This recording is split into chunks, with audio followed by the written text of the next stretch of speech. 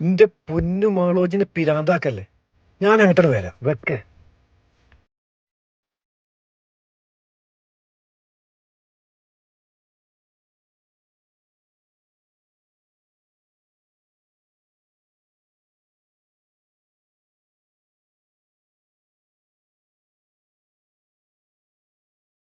ബാബുവോ, ആ മോനെ. എന്റെ മുഖത്തിന് എന്തോ ഒരു വാട്ടം. ഒന്നുമില്ലടാ, പെരീത്തെ ഓരോ പ്രശ്നങ്ങളെ. എന്റെ ഇരുത്തം കണ്ടപ്പോ തന്നെ മനസ്സിലായി. എൻ്റെ അറിവില് വല്ല വൃദ്ധസദനമുണ്ടോ അടുത്ത്? അതെന്താ അങ്ങനെ ഒരു വർത്താനം? പെരിയിലൊരു സമാധാനം ഇല്ലടാ. ഇമ്മിയോളും ഒത്തു പോണില്ല.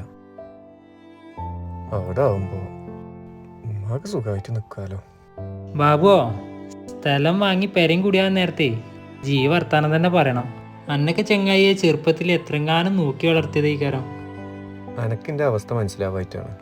എൻ്റെ സ്ഥാനത്ത് ഈയാണെന്നുണ്ടെങ്കിലും അങ്ങനത്തെ കയറിയും ചെയ്യാം. ഓളിപ്പോൾ എവിടെയെങ്കിലും കൊണ്ടാക്കാൻ പറ്റുമോ?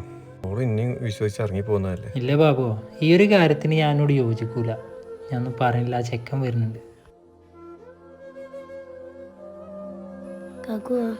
കഴിഞ്ഞു. ആ കഴിഞ്ഞോ? പൈസ നാളെ തരാട്ടോ. ചെറിയ ടെൻഷൻ ഉണ്ട്, ഞാൻ പിന്നെ വരാം. പോയിക്കോ. പിന്നെ